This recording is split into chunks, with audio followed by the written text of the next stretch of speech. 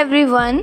तो 14 अप्रैल 1912 को रात के 11:40 पर दुनिया का सबसे बड़ा बहरी जहाज़ टाइटैनिक, जी हाँ, टाइटैनिक के साथ एक ऐसा ही खौफनाक हादसा पेश आया जिसके 3 घंटे के बाद ही टाइटैनिक का नामो निशान तक नहीं रहा।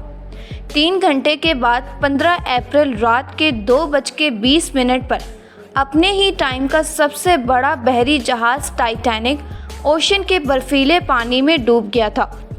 टाइटैनिक में 2224 लोग सवार थे, जिसमें कुछ मुसाफिर और उसके अपने मेंबर्स शामिल थे।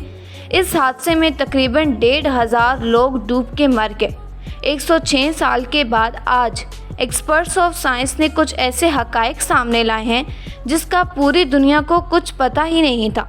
तो इस वीडियो में मैं आपको कुछ ऐसे ही हक़ाइक़ के बारे में बताने वाली हूँ, तो वीडियो को स्किप मत कीजिएगा और वीडियो को लाइक और चैनल को सब्सक्राइब करना तो बिल्कुल मत भूलिएगा, क्योंकि ये आपकी तरफ से हमारे लिए एक हौसला अफजाई होती है।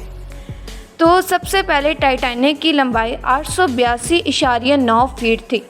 ये जहाज़ 175 फीट ऊंचा था। अपने वक्त के सबसे बड़ी बहरी जहाज़ के बारे में कहा जाता था कि ये कभी डूब नहीं सकता, यानी कि इस बात की गारंटी ली गई थी कि इस जहाज़ को कोई चीज़ भी डुबो नहीं सकती। ये जहाज़ से कम एक शहर लगता था। इसके मेंबर्स इसको पूरी तरह से देखने में ही तकरीबन 2 हफ्ते लगा चुके थे। इस दौर में इस जहाज़ को बनने में $7.5 मिलियन लगे थे। अगर हम इन पैसों को आज के अकॉर्डिंग कंपेयर करें तो ये तकरीबन 167 मिलियन डॉलर्स बनते हैं। इसके दौर में तामीर करने में 3000 मज़दूरों ने हिस्सा लिया था और इसमें से 26 महीनों में मुकम्मल किया गया था। इसको तामीर करने में 8 मज़दूरों की जान चली गई और 244 मज़दूर शदीद ज़ख्मी हुए थे। फिर भी इसको बनाने में किसी किस्म की कसर नहीं छोड़ी गई। लेकिन हैरानगी की बात तो ये है कि इतना बड़ा स्ट्रक्चर महज एक आइसबर्ग से कैसे डूब सकता है। अब कुछ हैरानकुन बातें सामने आई हैं कि असल में इसके डूबने की वजह इसमें लगने वाली आग थी। अब आप हैरान हो रहे होंगे कि आग की वजह से कैसे डूब सकता है। जर्नलिस्ट अरसलान 30 साल से इस टाइटैनिक पर रिसर्च कर रहे थे। उनको इसके अंदर एक ख़ास बात नज़र आई। इसके अगले हिस्से की तरफ, नीचे की तरफ 30 फीट लंबा काला धब्बा नज़र आया। अब इसके पास टाइटैनिक के कुछ करीब से ली गई एल्बम की तस्वीरें भी थीं, जो टाइटैनिक के तामीर के वक्त और रवानगी से पहले ली गई थीं। इसके मुताबिक इसके अगले हिस्से में तामीर के बाद आग लग गई थी। ये आग तकरीबन 3 हफ्ते तक लगी रही थी और किसी ने इसको नोटिस तक नहीं किया। इस आग ने इस हिस्से के मेटल को इतना ज़्यादा कमज़ोर कर दिया था कि ये हिस्सा आग की वजह से 75% तक कमज़ोर हो चुका था। अब यहाँ हैरत अंगेज़ बात यह है कि जब ये हिस्सा आइसबर्ग से टकराया, जो हिस्सा कमज़ोर हो चुका था, कि हकीकत ये है कि इसकी मैनेजमेंट को पता ही नहीं था कि टाइटैनिक में आग लग चुकी है और ये सफ़र के लिए रवाना भी हो चुके थे। लेकिन अगर इस सफ़र को रोक लिया जाता तो इसकी इंतज़ामिया कंगाल हो जाते। उस वक्त तमाम बहरी जहाज़ इस रूट पर अपना टिकट नहीं बेच सके थे, क्योंकि सब लोग टाइटैनिक पर सफ़र करने की कोशिश कर रहे थे। इसकी इंतज़ामिया ने बहुत बड़ी तादाद में कोयला भी ख़रीद चुका था, इसलिए इसको सफ़र करने से रोकना तकरीबन नामुमकिन काम ही था और ये बरतानिया के शहर से अमेरिका के शहर न्यूयॉर्क की तरफ रवाना हुआ था। इसका इंटीरियर किसी 5 स्टार होटल से कम नहीं था। इतनी ज़्यादा सहूलियात होने के बाद भी हैरत अंगेज़ बात यह है कि इस बहरी जहाज़ के अंदर किसी किस्म की दूरबीन मौजूद ही नहीं थी।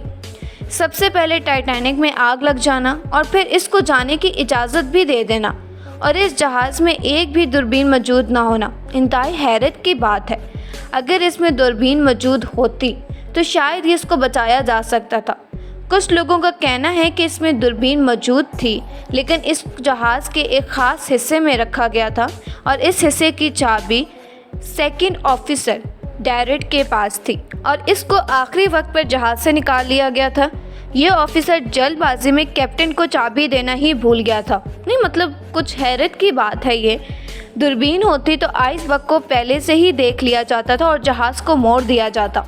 दूसरी बात, इसके चलने की रफ्तार ये पहले ही काफ़ी लेट हो चुका था और इसकी रफ्तार काफ़ी तेज़ थी और ये टाइटैनिक की रेपुटेशन का सवाल था, इसलिए ये तयशुदा रफ्तार से काफ़ी तेज़ चल रहा था। इसकी एक और बड़ी गलती ये है कि इसमें इतनी लाइफ बोट्स मौजूद ही नहीं थी जितनी कि होनी चाहिए थी, और सब मुसाफिरों को बचाया ही नहीं जा सका। 2024 लोगों के लिए 48 लाइफ बोट्स रखने का फैसला किया गया था, लेकिन टाइटैनिक की इंतज़ामिया ने फैसला किया कि ये सिर्फ 20 लाइफ बोट्स में ही रखी जाएंगी, जिससे इन लोगों को नहीं बचाया जा सका। इन बोट्स में ज़्यादातर फर्स्ट क्लास के मुसाफिरों को सवार किया गया था, और दूसरी बात, लाइफ बोट्स के यूज़ की भी प्रैक्टिस भी नहीं करवाई गई थी।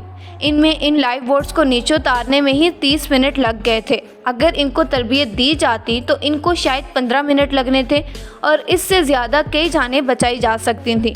एक और हैरत अंगेज़ बात यह है कि कैप्टन ने पहली 2 बोट्स में सिर्फ आधे मुसाफिर ही सवार किए थे।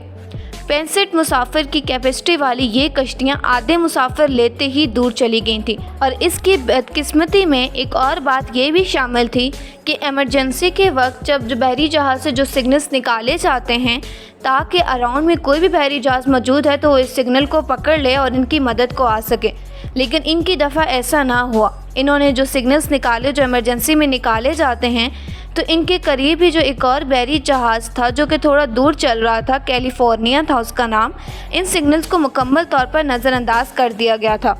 इस जहाज़ के कैप्टन को बाद में इसकी नौकरी से भी निकाल दिया गया था। दुनिया की नज़र में ये सिर्फ एक आइसबर्ग से टकराने की वजह से टाइटैनिक डूबा था, लेकिन इसके पीछे ये सारे हैरत अंगेज़ इंकशाफ सामने आए हैं, और आज तक इसके पीछे की असल वजह अभी तक मालूम की जा रही है। बस अल्लाह ताला से यही दुआ है कि अल्लाह ताला हर एक को अपने हिफ्ज़ व अमान में रखे और कभी किसी को उसका कोई जानी और माली नुकसान ना हो। आमीन।